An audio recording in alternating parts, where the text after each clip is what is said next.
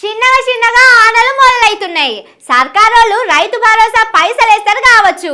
ఈ పంటకు ఎకరానికి 2500 ఎక్కువ వస్తాయి. జరంత ఆశలైతే అని ఎవరన్నా ఆశ పెట్టుకొని కూర్చున్నారా? అట్లయితే మీ ఆశను తీసుకుపోయి ఆగులేసి రాండ్రి. ఎందుకంటే ఈ పంటకు గుండు సున్నే అవుతున్నది. కొత్తది దేవునికి ఎరక, పాతది కూడా టైం కొచ్చుడు కట్టమే ఉన్నది.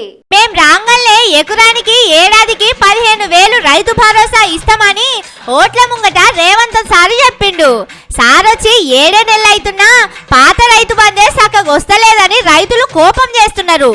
ఓట్ల ముంగట చెప్పిన 15,000 ఇయాలనో రేపో ఇస్తామని కొన్ని దినాల సంది మస్తు పబ్లిసిటీ చేస్తున్నారు. అసలు కాడ మాత్రం అత్తా పత్తా లేదు. ఇప్పుడు రైతు బంధు అప్పట్లో సర్కారోళ్ళు ఇచ్చినట్టు పాసు పుస్తకం చూసి ఇయ్యనట. భూములు నిజంగానే ఉన్నాయా? వ్యవసాయం చేస్తున్నారా? చేస్తే ఏం పంటలు వేస్తున్నారని లెక్కలేసి పొలం అడ్డం పొడుగు కొలిచి ఆ లెక్కతోనే పైసలు ఇస్తారట. దానికోసం రాష్ట్రంలో ఉన్న భూముల లెక్కలు తీస్తున్నారు సర్కారోళ్ళు. ఇయాల్టి సందే కొలుసుడు మొదలు పెట్టిండ్రు.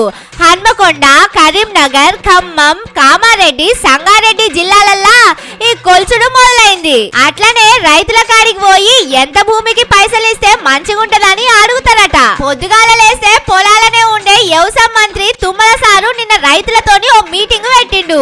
5 ఎకరాలు ఉన్నోళ్ళకే రైతు భరోసా ఇస్తాం, ఇన్కమ్ ట్యాక్స్ కడితే ఇయ్యం అని వాళ్ళతోని అనే వరకు అగ్గి మీద గుగ్గిలమైందట వ్యవసాయం చేసేటోళ్ళు. రైతు భరోసా 10 ఎకరాల దాకా ఇయ్యలే, అన్ని పంటలకు 500 బోనస్ ఇయ్యాలని దుమ్ము దులిపి ఈడ్చిపెట్టిందట. ఏ జిల్లా రైతులతోని మాట్లాడినా ఇదే ముచ్చట చెప్పే వరకు మీటింగ్ నడిమిట్లనే బంద్ పెట్టుకొని పోయిందట సారు.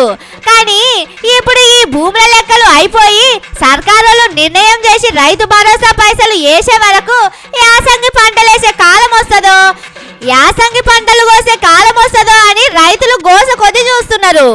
ఏది కోరి తెచ్చుకుంటే వచ్చేది పాయే, కొత్తగా వచ్చేది జాడలేదాయే అని మస్తు బాధపడుతున్నారు.